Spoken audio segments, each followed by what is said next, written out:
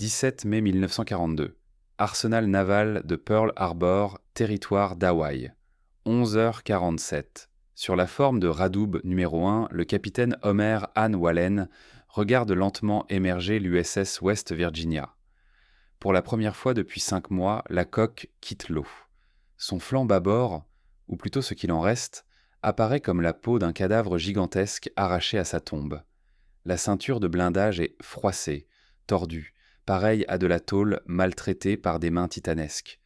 Là où les ingénieurs affirmaient que la protection sous-marine devait encaisser ce type d'assaut, les torpilles y ont ouvert des plaies béantes. 7 impacts distincts. 7 détonations de près d'une demi-tonne d'explosifs chacune contre la coque. Ce navire ne devrait plus exister, pense Wallen, tandis que les pompes évacuent les derniers mètres d'eau du bassin. Selon toutes les lois de l'architecture navale, le West Virginia aurait dû reposer au fond du port, à côté de l'Arizona et de l'Oklahoma. Et pourtant, il est là. Et il n'est pas seul. De l'autre côté de la rade, l'USS California se prépare à entrer à son tour en cale sèche. Le Nevada occupe déjà la forme numéro 2, en plein chantier. Le Pennsylvania, le Maryland et le Tennessee ont pris la route des arsenaux de la côte ouest. Même le destroyer Shaw, privé de toute sa proue par une explosion, a été remis à flot et expédié vers San Francisco pour sa reconstruction finale. Les chiffres racontent une histoire invraisemblable. Le 7 décembre 1941, 21 navires avaient été coulés ou gravement endommagés. 5 mois plus tard, 18 sont déjà retournés au service actif ou en réparation avancée. 3 exceptions seulement, l'Arizona, anéanti par l'explosion de sa soute à munitions, l'Oklahoma, redressée mais trop ancienne pour justifier une reconstruction, et l'Utah, vieux navire cible dont la perte n'affectait pas réellement la puissance de combat. 18 bâtiments arrachés à la vase, au mazout et aux morts du fond de Pearl Harbor. À Tokyo, l'état-major de la marine impériale avait estimé qu'il faudrait entre 18 mois et 2 ans pour reconstituer la flotte de cuirassés américains, si tant est qu'elle puisse l'être. Les analystes japonais, étudiant les photographies de Battleship Pro, parlaient d'un désastre stratégique qui prendrait au moins 5 ans à surmonter. Ils regardaient en la surface. Ils n'avaient pas mesuré ce qui se trouvait en dessous. Sans le savoir, Wallen s'était préparé toute sa vie à cet instant. 20 ans d'études en architecture navale au Minty. 2 décennies passées dans les arsenaux de New York, de Philadelphie et de Mare Island. Construction navale, contrôle des avaries, ingénierie des structures, réparation sous-marine, une expérience que nul autre officier du Pacifique ne possédait à ce niveau. Le 7 décembre 1941, ingénieur en chef de la force de bataille, il avait observé l'attaque depuis le navire amiral. Le 9 janvier 1942, on lui confia le commandement de la toute nouvelle division de sauvetage avec 3 objectifs simples et terribles. Secourir les hommes piégés, évaluer l'état de chaque bâtiment, remettre en état le plus de navires possible. 5 mois plus tard, ce 3e objectif est sur le point d'être atteint. La renaissance du West Virginia incarne l'aboutissement d'une entreprise qui paraissait irréalisable en décembre. Le cuirassé s'était posé droit grâce aux contre-inondations déclenchées par son officier de sécurité, mais il reposait sur le fond du port, ses compartiments noyés, avec encore des dizaines de marins prisonniers à l'intérieur. Pour le relever, il fallut construire des caissons étanches couvrant presque toute la partie centrale de son flanc bâbord. La Navy fit appel à la Pacific Bridge Company, déjà engagée dans la construction de nouveaux bassins, pour ériger d'immenses structures de bois et d'acier s'élevant depuis la quille jusqu'au-dessus de la ligne de flottaison. Des plongeurs, à l'intérieur comme à l'extérieur de la coque, assemblèrent ces panneaux morceau par morceau. On les scella ensuite avec 650 tonnes de béton coulé sous l'eau selon le procédé Tremy. 650 tonnes, le poids d'un escorteur. Verser à l'état liquide dans des coffrages plaqués contre un cuirassé éventré, durcissant lentement sous le Pacifique. Si l'un de ces barrages cédait pendant le pompage, le West Virginia se remplirait en quelques secondes, chavirerait sans doute, écrasant tous ceux qui travaillaient encore à l'intérieur. Et pourtant, l'improbable se produisit. Aujourd'hui, le navire que les torpilleurs japonais avaient envoyé par le fond repose dans une forme de radoub, en partance pour l'arsenal de Puget Sound, où il subira une reconstruction complète qui le rendra plus puissant qu'il ne l'était le 6 décembre 1941. Partout dans le port, le même schéma s'est répété. Destruction presque totale, puis résurrection. L'opération de sauvetage n'a pas seulement récupéré des cuirassés. Elle a mis au jour une capacité que l'ennemi n'avait jamais envisagée, une industrie capable de restaurer à une échelle et à une vitesse telle que la destruction cesse d'être définitive. Le Japon avait bâti ses calculs sur les navires coulés, il n'avait pas intégré la faculté américaine de les ramener. L'idée que Pearl Harbor neutraliserait durablement la flotte du Pacifique reposait sur une erreur initiale. L'amiral Isoroku Yamamoto, architecte de l'attaque, connaissait pourtant mieux que beaucoup la puissance industrielle des États-Unis. Étudiant à Harvard, ancien attaché naval à Washington, voyageur infatigable dans les centres manufacturiers américains des années 1920, il avait prévenu « Je peux semer le chaos pendant 6 mois, peut-être 1 an, mais après cela, je n'ai plus aucune confiance. » Il savait ce que l'Amérique pouvait construire une fois mobilisée. Il n'avait pas imaginé ce qu'elle pouvait reconstruire. Le plan japonais, longuement répété, visait une destruction ciblée. Les torpilles, équipées d'ogives de plus de 200 kg, devaient exploser sous la ligne de flottaison pour inonder les machines et faire chavirer les cuirassés. Les bombes, souvent d'anciens obus de 406 mm modifiés, devaient percer les ponts blindés et détonner dans les soutes ou les chaufferies, provoquant des ravages internes. 7 décembre 1941, 7h55. La première vague de 183 avions japonais frappe Pearl Harbor. En moins d'une demi-heure, le chaos s'abat sur la ligne des cuirassés. L'Arizona explosa lorsqu'une bombe atteignit sa soute avant. En une fraction de seconde, 1177 hommes furent tués.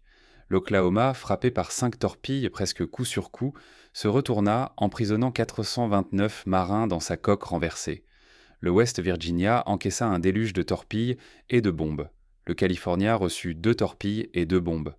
Le Nevada, seul cuirassé à réussir à appareiller pendant l'attaque, fut touché par une torpille et au moins 6 bombes avant de s'échouer volontairement à Hospital Point pour ne pas obstruer l'entrée du port. À 8h40, la seconde vague d'assaut aggrava encore le carnage. Le bilan fut terrible.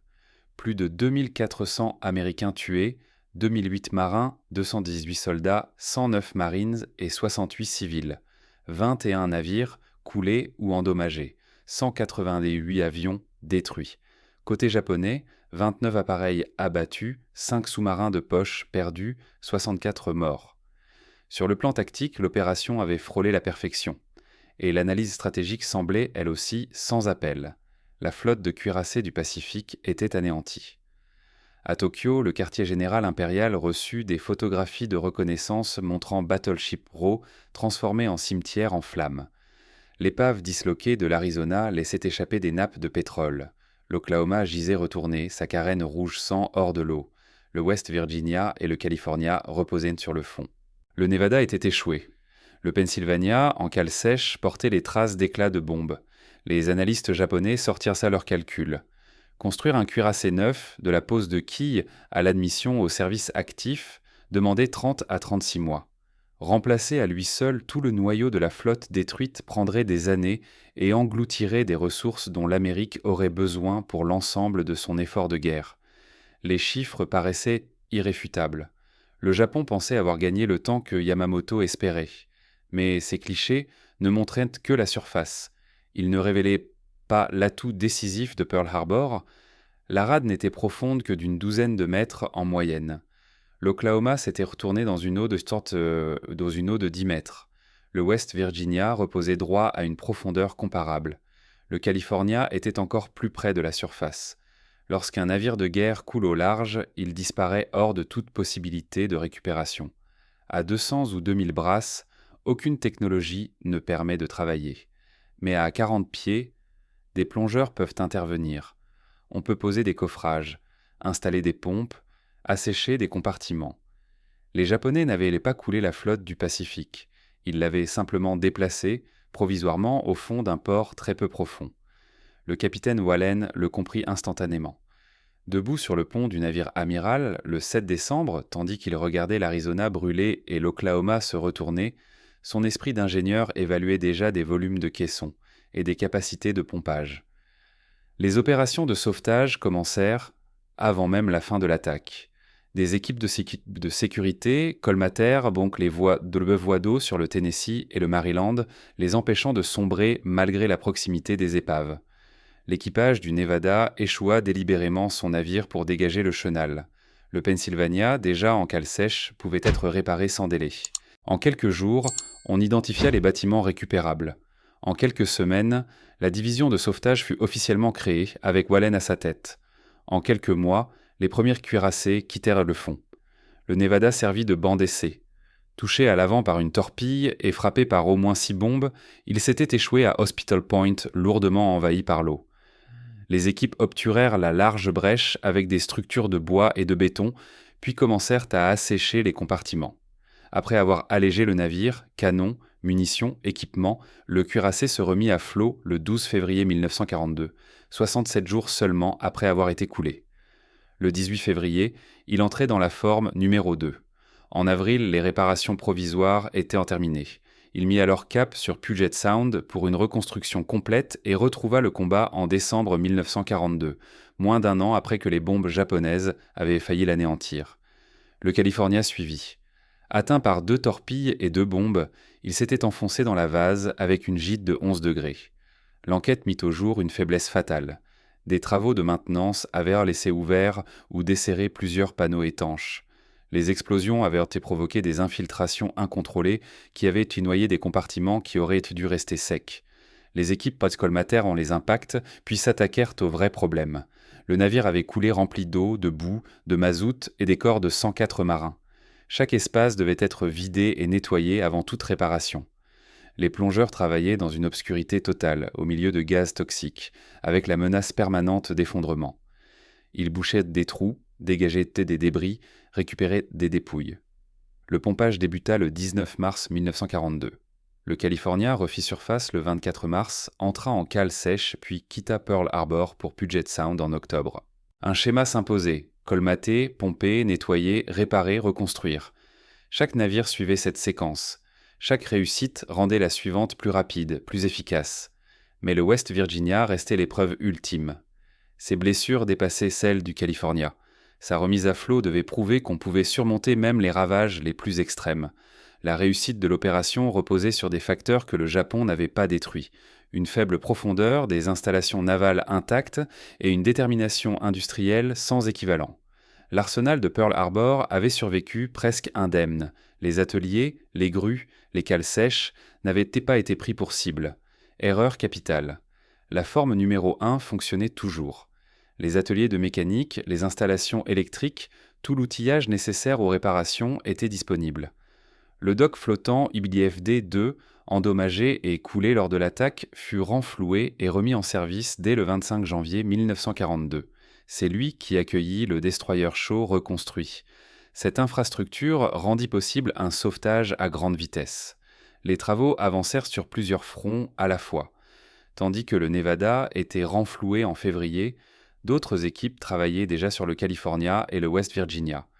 Pendant que le California entrait en cale sèche en mars, on lançait les premières opérations sur l'Oklahoma. À chaque étape, l'organisation gagnait en efficacité. La méthode suivait un ordre précis, adapté aux conditions uniques de Pearl Harbor. D'abord, localiser les hommes prisonniers, sauver les survivants, récupérer les morts avec respect et méthode. Ensuite, venait l'étape essentielle: distinguer les dégâts réels de ceux que l'on devinait à la surface. Les plongeurs inspectaient les coques sous l'eau, tandis que les ingénieurs étudiaient la résistance des structures. Puis il fallait fermer les brèches. Des bouchons de bois pour les ouvertures mineures, d'immenses caissons d'acier pour les trous béants creusés par les torpilles. Quatrième phase, l'assèchement. Des milliers de tonnes d'eau pompées en surveillant sans relâche l'équilibre du navire. Cinquième étape, alléger la coque, débarquer munitions, carburant, mazout, équipement pour lui permettre de remonter. Enfin, une fois le bâtiment remis à flot, direction la cale sèche. Sur le papier, la procédure semblait presque simple. Dans la réalité, elle relevait du cauchemar. À l'intérieur du West Virginia, le plongeur de la Navy, Edward Rimmer, et ses équipes progressèrent dans des compartiments noyés, plongés dans une obscurité totale. Leur équipement, combinaison de toiles caoutchoutées, lourds casques de cuivre, ceintures de plomb de près de 40 kg, chaussures lestées de plus de 15 kg chacune, était à la fois indispensable et terriblement dangereux. À l'air libre, cet attirail entravait chaque mouvement. Sous l'eau, son poids compensait la flottabilité et permettait d'avancer dans les entrailles du navire. Riemer décrivit plus tard l'enfer quotidien, aucune visibilité.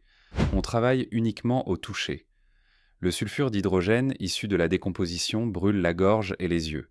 Des munitions non explosées partout. Du mazout si épais qu'on ne distingue même pas sa main collée à la visière. Et au-dessus de vous, une structure susceptible de s'effondrer à tout instant. Au total, marins et civils effectuèrent près de 5000 plongées, représentant environ 20 000 heures de travail sous l'eau. Plusieurs plongeurs moururent intoxiqués par des gaz. D'autres furent blessés par des débris instables, des accidents d'équipement ou le mal de décompression. Malgré tout, le chantier continua. Dans la forme numéro 1, les destroyers Cassin et Downs, arrachés de leur teint par les explosions et les incendies, furent entièrement démontés. Leurs coques, trop abîmées pour être réparées à moindre coût, partirent à la ferraille. Mais leurs moteurs, turbines, générateurs, systèmes d'armes et de conduite de tir furent récupérés, expédiés à Mare Island, puis installés dans de nouvelles coques construites autour de leurs identités d'origine. Même l'anéantissement total ne suffisait pas à empêcher la renaissance. Si la coque était perdue, on en bâtissait une autre. Si les machines avaient survécu, on les réutilisait. Le principe était clair, rien n'est définitivement détruit si l'Amérique décide de le reconstruire. Le cas de l'Oglala, mouilleur de mines retourné lors de l'attaque, posa des problèmes particuliers. Ancien vapeur côtier de la Première Guerre mondiale, âgé de 34 ans, il n'avait jamais été conçu pour résister à des dommages de combat. Le renflouer semblait peu rationnel. Le démolir paraissait plus logique. Mais il bloquait un poste d'amarrage précieux et les équipes de destruction manquaient. On opta donc pour une solution audacieuse. 10 énormes pontons de sauvetage, des cylindres capables de fournir près de 100 tonnes de portance chacun, furent immergés, attachés sous la coque à l'aide de chaînes posées par des plongeurs, puis regonflés. Combinés à des treuils et à de l'air comprimé injecté dans le navire, ils permirent de redresser et de renflouer l'Oglala. Il reprit du service comme bâtiment de réparation de moteurs et resta actif jusqu'en 1965. Encore et encore, le même miracle se produisit. Ce qui paraissait irrémédiablement perdu redevenait un navire opérationnel. Les stratèges japonais avaient même cru que les bâtiments modernes, une fois détruits, le restaient pour toujours. Les équipes américaines démontrèrent l'inverse. Le Tennessee, le Maryland et le Pennsylvania demandèrent des travaux moins lourds. Aucun n'avait réellement coulé. Ils furent réparés à Pearl Harbor, puis envoyés sur la côte ouest pour modernisation. Le Tennessee et le Maryland retrouvèrent la flotte au printemps 1943. Le Pennsylvania en mars de la même année. Même le Shaw, privé de toute sa proue par l'explosion de sa soute dans un dock flottant, fut sauvé. On découpa la partie détruite, on lui installa un avant provisoire et on l'envoya à Mare Island où il reçut une nouvelle proue complète. Il retourna au combat dès août 1942. À la mi-1942, la situation tactique s'était métamorphosée. Le Nevada escortait des convois dans l'Atlantique. Le California, le West Virginia et le Tennessee approchèrent de la fin de leur reconstruction. Le Maryland et le Pennsylvania se préparaient à repartir vers le Pacifique. La flotte que le Japon croyait avoir anéantie reprenait vie. Mais la justification la plus spectaculaire restait à venir. Ces cuirassés renfloués ne se contenteraient pas de revenir au service. Ils se vengeraient lors du dernier affrontement de l'histoire entre lignes de bataille. 25 octobre 1944. 353, détroit de Surigao, Philippines. À bord du West Virginia, les opérateurs radars détectent des échos de surface à plus de 42 milliards, des silhouettes qui remontent le détroit dans l'obscurité. Les cuirassés japonais Yamashiro et Fuso, le croiseur lourd Mogami et les destroyers survivants de la force sud du vice-amiral Nishimura s'approchent de l'embouchure, là où les attend la ligne de bataille du contre-amiral Jesse Oldendorf. Oldendorf commande 6 cuirassés américains. West Virginia, Maryland, Mississippi, Tennessee, California et Pennsylvania. 5 ont survécu à Pearl Harbor. Un seul, le Mississippi, se trouvait ailleurs le 7 décembre 1941. Les vétérans de Pearl Harbor vont livrer leur réponse à l'attaque qui avait failli les détruire. La bataille du détroit de Surigao est l'aboutissement de 3 années de volonté américaine. Le West Virginia, jadis percé de 7 torpilles, ouvre désormais la ligne de bataille, dotée du système de conduite de tir radar le plus avancé du monde. Le California, coulé en partie à cause de simples panneaux mal fermés, se tient en position après une modernisation complète, armement anti-aérien renforcé et électronique de pointe. Le Tennessee, endommagé par les bombes et les débris de l'Arizona, avance avec ses armes et ses systèmes entièrement rénovés. Ce ne sont plus les navires que le Japon avait frappés. Ils ont été rebâtis, transformés, dotés de technologies inexistantes en 1941. La situation tactique est un cas d'école. La force de Nishimura, déjà saignée par les attaques de vedettes lance-torpilles et de destroyers qui ont coulé le Fuso et endommagé plusieurs bâtiments, progresse vers le nord et s'engage dans un parfait croisement du T. Les cuirassés américains avancent tête-ouest à l'entrée du détroit, barrant le passage. Cette position leur permet de présenter toute leur bordée, tandis que les bâtiments japonais ne peuvent riposter qu'avec leurs tourelles avant. À 3h51, les croiseurs ouvrent le feu. 2 minutes plus tard, les cuirassés entrent dans la danse. Équipé du radar de conduite de tir Mark 8, le West Virginia obtient presque instantanément une solution de tir. À 3h53, il crache ses premières salves. 8 canons de 406 mm, répartis en 4 tourelles doubles, projettent des obus perforants de plus d'une tonne à des vitesses dépassant les 2000 pieds par seconde. À 3h55, le Tennessee et le California, eux aussi dotés du Mark 8, ouvrent le feu à leur tour. Leurs pièces de 350 mm viennent s'ajouter au déluge. Le Maryland, équipé d'un radar plus ancien, peine à accrocher seul ses cibles, mais règle ses tirs sur les gerbes d'obus du West Virginia et commence à tirer à 3h59. Le bombardement est écrasant. À l'intérieur des tourelles du West Virginia, la séquence se répète avec une précision d'horlogerie. Charges propulsives et obus sont amenés. La culasse se verrouille. Les données de tir se mettent à jour en continu tandis que le radar suit la cible. L'ordre de feu envoie une impulsion électrique aux amorces. Les canons reculent brutalement et chaque détonation fait glisser latéralement le cuirassé de 33 000 tonnes. Le souffle écrase la poitrine des servants, arrache des rivets aux cloisons. Malgré l'usage de poudre sans flamme, des nuages épais de fumée de cordite envahissent l'air avant d'être dispersés par la brise venue de l'est. À bord du Yamashiro, l'effet est apocalyptique. Les obus américains, 355 mm du Tennessee et du California, 400 mm du West Virginia et du Maryland, s'abattent à un rythme supérieur à une salve toutes les 30 secondes. Les impacts perçant les ponts blindés, explosent dans les machines, déclenchent des incendies, neutralisent des systèmes d'armes. Le cuirassé japonais tente de répondre, mais privé de radar, son système de conduite de tir ne peut rivaliser dans l'obscurité. Il ralentit, continue de tirer, encaisse coup sur coup. Sa superstructure devient un amas de flammes et de débris. À 4h09, l'amiral Oldendorf ordonne la cessation du feu. Le Yamashiro poursuit encore sa route vers le nord, puis vire de bord, en feu, prenant de la gîte. Il coulera vers 4h19, emportant l'amiral Nishimura et la majeure partie de son équipage. Le croiseur lourd Mogami, lui aussi gravement touché, se traîne vers le sud. Il sera achevé le lendemain par l'aviation américaine. Le destroyer Shigur, seul navire à avoir immédiatement fait demi-tour dès le début du bombardement, parvient à s'échapper du détroit. Les chiffres résument la domination américaine. Le West Virginia tire 93 obus perforants de 400 cm, le Tennessee en tire 69 de 356 m, le California 63, le Maryland 48 obus de 406 mm en 6 salves, le Mississippi n'en tire qu'une, le Pennsylvania ne parvient même pas à acquérir une cible. Tout l'engagement n'a duré que quelques minutes. L'issue n'a jamais été douteuse. Pour l'équipage du West Virginia, l'instant revêt une portée particulière. C'était le navire que les torpilles japonaises avaient envoyé au fond de Pearl Harbor. Celui que des équipes de sauvetage avaient arraché à la vase en coulant des centaines de tonnes de béton contre sa coque éventrée. Celui qu'on avait reconstruit après l'avoir cru perdu, jusqu'à en faire le cuirassé le plus performant de la ligne américaine. Et c'est lui qui vient de contribuer à l'anéantissement d'une force de cuirassés japonais lors du dernier combat de ce type de l'histoire. Personne n'ignore l'ironie.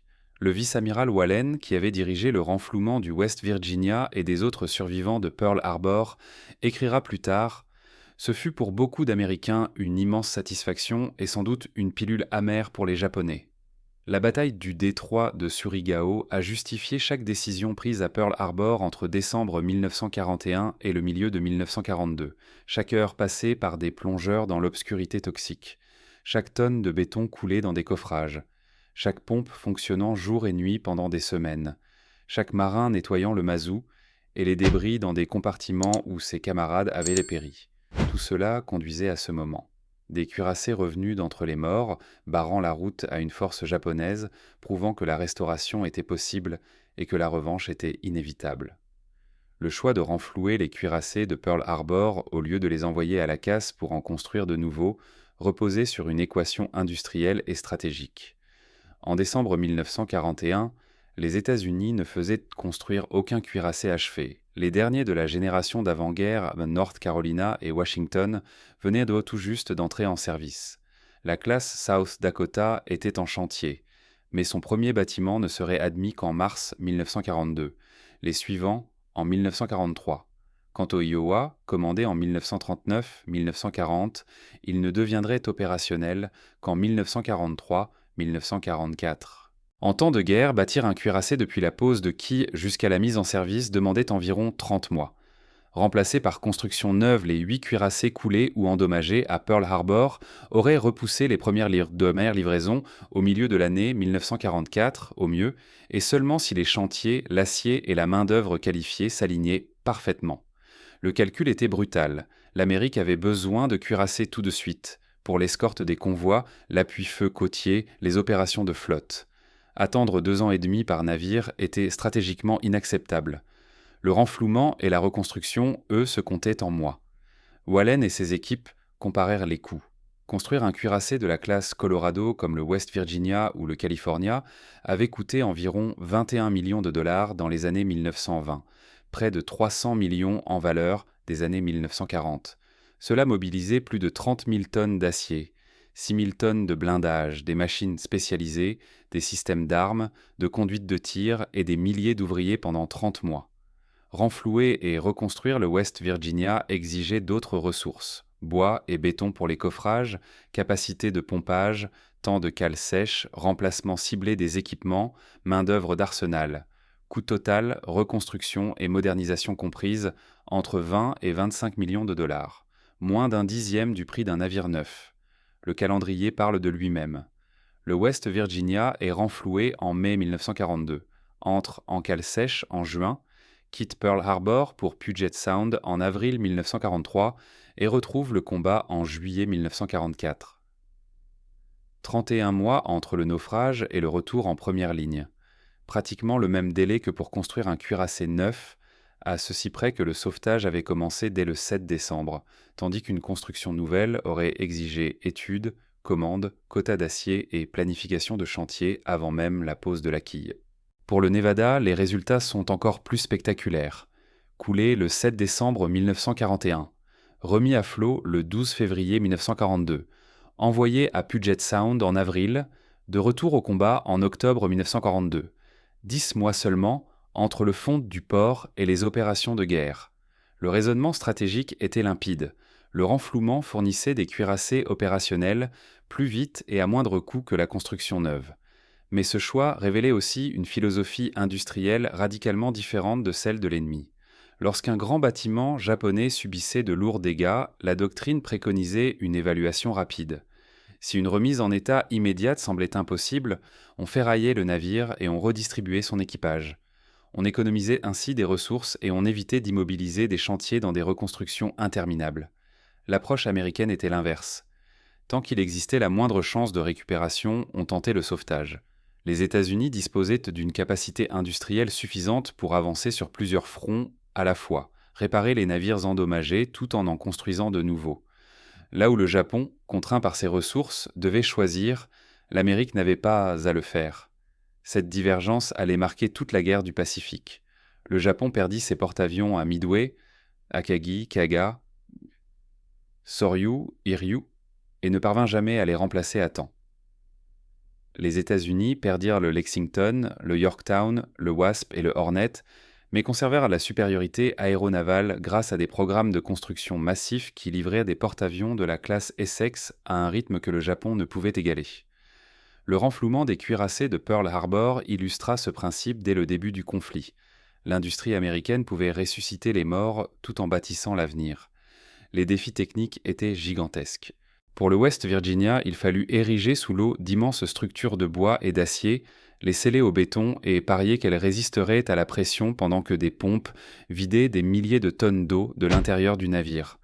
Si un seul caisson cédait, la coque se remplirait brutalement, se retournerait sans doute et tuerait les hommes à l'œuvre. Le California posa d'autres problèmes. Inondations massives, dues à des compartiments mal fermés, boue répandue dans tout le navire, récupération des corps de 64 marins. Le redressement de l'Oklahoma exigea des montages extérieurs complexes, d'énormes câbles de traction et des étaiements élaborés pour éviter l'effondrement de la structure. Chaque bâtiment apportait son lot d'énigmes. Toutes furent résolues. À la fin de la guerre, le bilan était sans appel. 18 des 21 navires endommagés étaient se retourner au service. Environ 3 milliards de dollars de coques, d'armes et d'équipements avaient été sauvés. Près de 20 000 heures de plongée avaient été accomplies par des hommes risquant la mort à chaque descente. Et au détroit de Surigao, la revanche avait été administrée par des navires que l'ennemi croyait définitivement perdus. L'historique opérationnel des cuirassés renfloués s'étendit de 1942 jusqu'à la capitulation japonaise, prouvant que le sauvetage ne relevait pas du symbole mais bien de la puissance militaire. Le Nevada, premier cuirassé de Pearl Harbor à reprendre le combat, passa 1942 et 1943 dans l'Atlantique à escorter des convois et à former des équipages. En juin 1944, il appareilla pour la Normandie et participa au débarquement. Ses canons de 350 mm pilonnèrent les fortifications allemandes d'Utah Beach, appuyant les troupes qui prenaient pied à terre. Il resta au large jusqu'à la fin juin, puis participa à l'invasion du sud de la France en août. Envoyé dans le Pacifique en 1945, le Nevada bombarda des positions japonaises à Iwo Jima et à Okinawa avec les mêmes pièces qui avaient survécu à Pearl Harbor. À Okinawa, il fut frappé par un kamikaze le 27 mars 1945, puis touché par des batteries côtières le 5 avril. Il subit des pertes, mais demeura opérationnel. Le Tennessee revint au combat en mai 1943. Il participa à la campagne des Aléoutiennes, bombardant les positions japonaises à Kiska. À la fin de l'année, il rejoignit le Pacifique central et fournit un appui-feu à Tarawa, où les Marines affrontaient une résistance féroce. Ces canons contribuèrent à réduire les défenses ennemies pendant l'assaut. Ensuite, le Tennessee prit part à presque toutes les grandes opérations amphibies. Kwajalein, Eniwetok, Saipan, Guam, Tinian, Peleliu, golfe de Leyte, golfe de Lingayen, Iwo Jima, Okinawa. À Surigao, il tira 69 obus de 350 mm sur le Yamashiro. À la fin de la guerre, il avait participé à 11 engagements majeurs, plus que tout autre cuirassé renfloué. Après une reconstruction en profondeur à Puget Sound, le California retrouva le combat en janvier 1944. Il participa à la campagne des Mariannes, bombardant Saipan, Guam et Tinian. À Surigao, ses 63 obus de 355 mm contribuèrent à la destruction de la force japonaise.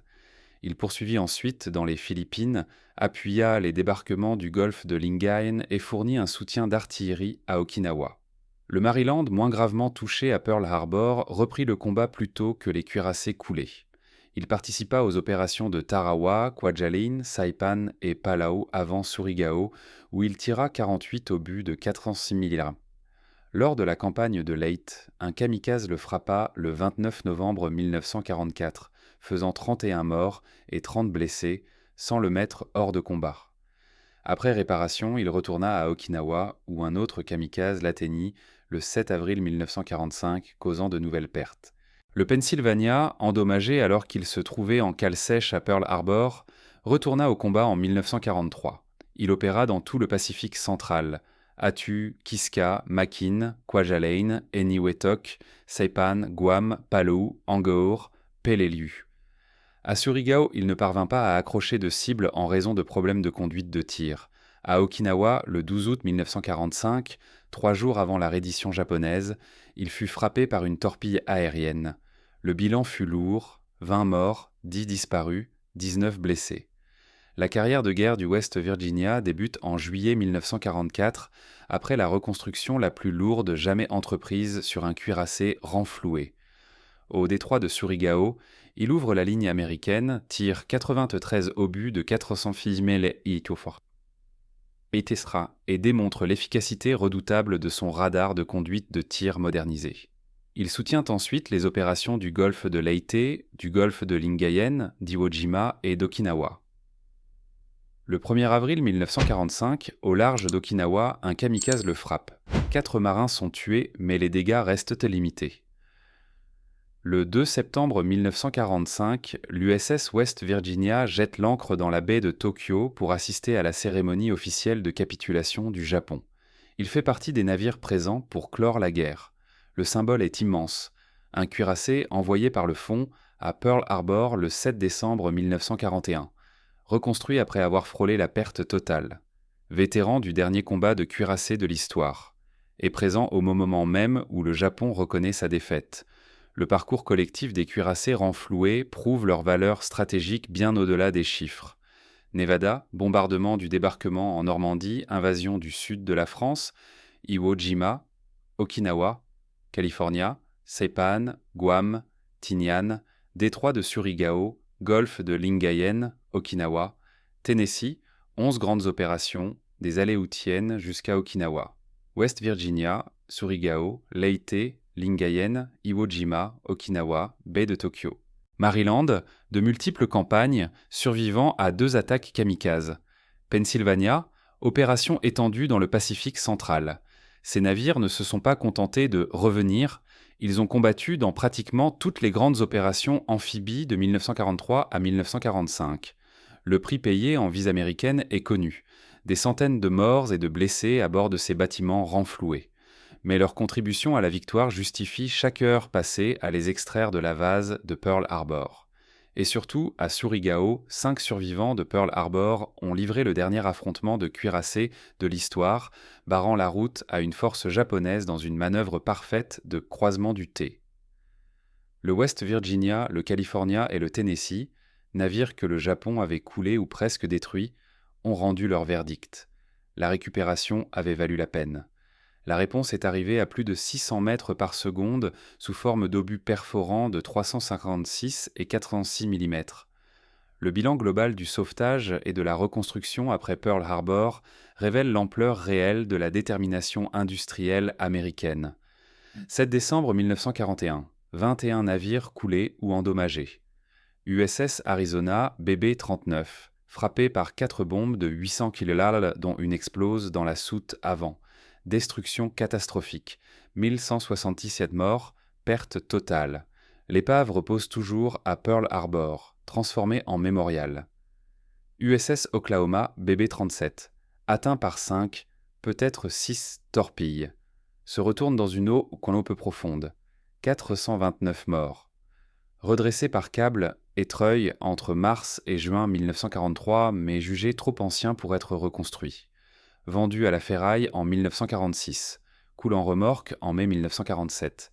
USS West Virginia, BB-48, 7 torpilles et 2 bombes perforantes. Coulé, 106 morts, renfloué en mai 1942. Reconstruction complète à Puget Sound, 1942-1944, retour au combat en juillet 1944, Surigao, Iwo Jima, Okinawa. Présent dans la baie de Tokyo lors de la capitulation, désarmé en 1947. USS California, BB-44, 2 torpilles, 2 bombes, coulées en eau peu profonde, 104 morts, renfloué en mars 1942, reconstruction complète à Puget Sound, retour au combat en janvier 1944. Saipan, Guam, Surigao, Okinawa, désarmé en 1947. USS Nevada, BB-36, une torpille, 6 bombes. Échoué volontairement à Hospital Point, 60 morts. Renfloué en février 1942. Quitte Pearl Harbor en avril. Retour au combat en octobre 1942, le plus rapide de tous. Normandie, juin 1944, sud de la France, août 1944, Iwo Jima, Okinawa. Survie à la guerre, utilisé comme navire-cible lors des essais nucléaires de Bikini en 1946. Finalement coulé comme cible d'artillerie en juillet 1948. USS Pennsylvania BB-38, en cale sèche lors de l'attaque, touché par des éclats issus des explosions du Cassin et du Downs. Dégâts légers, reprend le service. Nombreuses opérations dans le Pacifique central. torpillé par avion japonais le 12 août 1945, 3 jours avant la capitulation. 20 morts. Survie à la guerre. Désarmé en 1946. USS Tennessee, BB-43, amarré à l'intérieur du West Virginia, 2 bombes, endommagées par le mazout en feu et les débris de l'Arizona. Réparation temporaire à Pearl Harbor, modernisation complète à Puget Sound. Retour en 1943.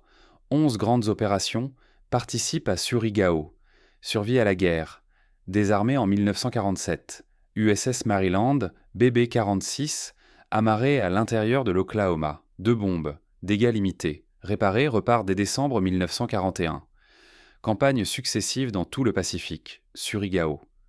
Frappé par 2 kamikazes en 1944 et 1945. Survie, désarmé en 1947. Croiseur, Helena, torpillé, réparé, retourné au combat, coulé au large de Kula Gulf en juillet 1943. Honolulu, endommagé par explosion proche, réparé, retourne au combat, survit à la guerre. Raleigh, torpillé, forte gîte mais reste à flot. Réparé à Pearl Harbor, retour en service mi-1942. Survie, destroyer, Cassin et Downs en cale sèche, incendie, explosion, projetés hors de leur teint. Coque détruite, machine récupérée et installée dans de nouvelles coques portant les mêmes noms et numéros. Retour au combat en 1944. Chaud, explosion de la soute avant, proue entièrement arrachée. Avant provisoire construit à Pearl Harbor, puis nouvelle proue complète à Mare Island. Retour au combat en août 1942. Helm, endommagé par explosion proche, réparé. Retour au combat dès janvier 1942. Navires auxiliaires, Oglala, mouilleur de mine, torpillé et retourné. Renfloué entre avril et juillet 1942. Converti en navire atelier moteur, sert jusqu'en 1965. Vestal, navire atelier amarré à l'Arizona, endommagé par bombes et explosions. Se répare lui-même et sert pendant toute la guerre. Curtis Radiastem Uwete Somwira, ravitailleur d'hydravions, touché par bombes et avions écrasés. Réparé en 4 jours, reprend le service. Remorqueur et auxiliaires divers endommagés puis réparés. Utah, ancien cuirassé devenu navire cible. Torpillé, retourné, 64 morts. Récupération partielle pour matériel. Coque laissée sur place. Bilan final, 21 navires. Coulés ou endommagés, pertes irrécupérables. 3, Arizona, Oklahoma, Utah. Navires renfloués et rendus au combat, 18. Remplacés par construction neuve, les 8 cuirassés coulés ou gravement endommagés auraient exigé pour chacun entre 30 et 36 mois de chantier au minimum. Les premiers remplaçants n'auraient pas pu entrer en service avant le milieu de l'année 1944. Au mieux, le coût total aurait avoisiné 2,4 milliards de dollars de l'époque. Il aurait fallu environ 256 000 tonnes d'acier et détourner une part colossale des capacités de chantier au détriment de tout le reste de l'effort de guerre. Le programme réel de renflouement raconte une autre histoire. Retour au combat le plus rapide. Le Nevada, en 10 mois. Délai moyen pour les autres, 24 à 30 mois. Coût total des opérations de sauvetage, environ 200 à 250 millions de dollars. Plus de 2 milliards économisés en coques, armes et équipements récupérés. Le prix humain fut réel, proéteux, plusieurs plongeurs moururent, intoxiqués ou victimes d'accidents, mais les chiffres mettent à nu l'avantage industriel américain. Le Japon n'avait pas les moyens de s'engager dans des sauvetages lourds pour ses grands bâtiments. Ressources limitées, chantiers saturés, bases industrielles restreintes, il fallait choisir entre réparer et reconstruire. Les États-Unis, eux, suivirent les 2 voies en même temps. Ils renflouaient les navires de Pearl Harbor pendant qu'ils lançaient en série de nouvelles constructions à un rythme que le Japon ne pouvait pas suivre. Tandis que les cuirassés rescapés reprenaient le combat, les South Dakota et les Iowa rejoignaient la flotte. Pendant que le Cassin et le Downs renaissaient, des destroyers de la classe Fletcher sortaient des chantiers, presque au rythme d'un par semaine. Le sauvetage de Pearl Harbor démontra que l'industrie américaine obéissait à d'autres lois que celles imaginées par l'ennemi. Ce que le Japon considérait comme une destruction définitive, l'Amérique le traitait comme un contretemps. 2 septembre 1945, baie de Tokyo. L'USS West Virginia est au mouillage parmi des dizaines de bâtiments alliés réunis pour la plus solennelle des cérémonies. À bord de l'USS Missouri, le général Douglas MacArthur et l'amiral Chester Nimitz s'apprêtent à recevoir les représentants japonais venus signer l'acte de capitulation qui met fin à la Seconde Guerre mondiale. L'arc qui relie le 7 décembre 1941 au 2 septembre 1945 ne mesure pas seulement le temps. Il mesure une volonté industrielle rendue tangible par l'acier. Le vice-amiral Wallen, qui avait dirigé l'opération ayant ramené le West Virginia du fond de Pearl Harbor, prit sa retraite en 1955. La citation accompagnant sa Distinguished Service Medal déclarait « Fastastig mi ». Par son dévouement infatigable, son énergie et l'usage éclairé de son expérience, il alla mener la récupération des unités navales endommagées avec une rapidité et un succès dépassant toute attente. Au-delà de toute attente, ces 4 mots résument ce que les planificateurs japonais n'avaient pas su prévoir. Lorsque les photos de reconnaissance arrivèrent à Tokyo le 8 décembre 1941, elles montraient la Battleship Row comme un cimetière. Coques retournées, structures en flammes, eau couverte de pétrole reflétant l'incendie funèbre de l'Arizona. Les états-majors japonais en conclurent que des années seraient nécessaires pour se remettre d'un tel désastre, pour consolider les conquêtes et ériger des périmètres défensifs. L'Amérique, pensait-il, ne pourrait pas rebondir rapidement. Ils avaient vu la surface, ils avaient soit manqué ce qui se trouvait dessous, une eau peu profonde, des arsenaux intacts, et un système industriel qui refusait d'accepter le mot « définitif ». Les cuirassés ne revinrent pas comme des symboles, mais comme des armes, plus puissantes encore qu'avant leur destruction. L'histoire retient les instants spectaculaires, le croisement du thé à Surigao, les bombardements d'Iwo Jima et d'Okinawa, la signature dans la baie de Tokyo. Mais la véritable victoire fut plus silencieuse. Elle se joua dans l'obscurité des compartiments noyés où des plongeurs travaillaient à tâtons. Elle se joua dans les formes de radoub, quand des ouvriers coulaient du béton dans des caissons, en sachant qu'une seule rupture pouvait les tuer. Elle se joua dans des bureaux d'ingénierie où l'on calculait des débits de pompes et des résistances de structures pendant que le reste du monde considérait ces navires comme perdus. La leçon dépasse la guerre navale. Elle montre ce qui arrive lorsqu'un adversaire affronte un pays qui traite la destruction non comme une catastrophe irréversible, mais comme un désagrément temporaire. Quand le Japon conçut ses armes, la pénurie de ressources l'obligea à faire des choix douloureux. Quand l'Allemagne développa les siennes, la faiblesse de la production imposa la sophistication au détriment du nombre. Quand l'Amérique fut confrontée à des défis industriels, sa réponse supprima la nécessité de choisir. Construire en masse, renflouer les épaves, lancer de nouveaux modèles tout en améliorant les anciens. Cette capacité à suivre plusieurs voies à la fois se révéla impossible à vaincre. Les navires qui combattirent à Surigao n'étaient plus ceux que le Japon avait attaqués.